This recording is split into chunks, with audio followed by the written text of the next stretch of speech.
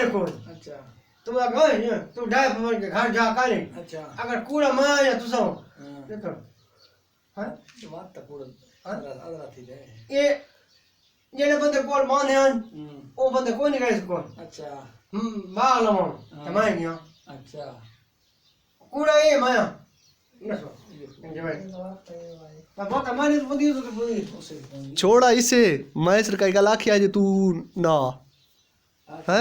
इसे छोड़े और जड़े ना बोतल पिलावे बोतल चौधरी डाली नहीं भाई वो तो वैध है तू नहीं वैधा वो तारी गल मन्ने तो पाव है ना उस बंदे जो जेड़े उससे बंदे जेड़ा हाशमी हुंदा है चित्त पुत्र गल ना लेंदा नहीं माते से गल ना लाई बताऊं ऐसा कर तू ते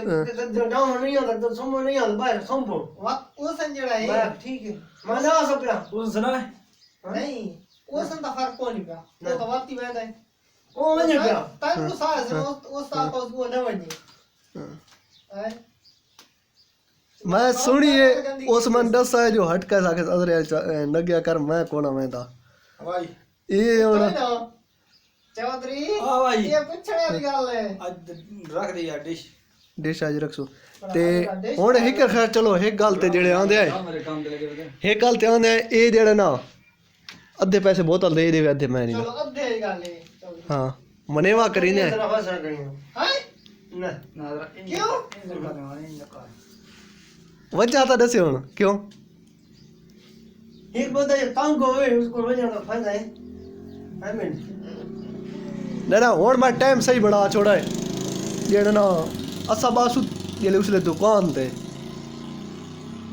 जेले जेले मैं घर वाला ना उसले चौधरी छुट्टी होसी ठीक है जेले मैं दुकान ते बैठा होसा ना चौधरी भावे निवाशे कुफ्ता दा बैठा रहा मेरे को जेले मैं घर दे रासा ना कल मैं उतली कोठी ते चढ़वे ना तो बात चौधरी जने ना अपने घर आना बस और थे गल है बस चौधरी ने फैसला किया तो स्कूल बंद बस मैं छुट्टी लंबिया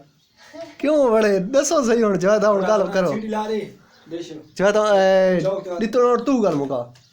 मैं तो गया भाई इलवा दे मैं ना कहना ये फिल्म ऐसन में दिखाई ना दिखाई देख इस जानवर दिखाई ना रहे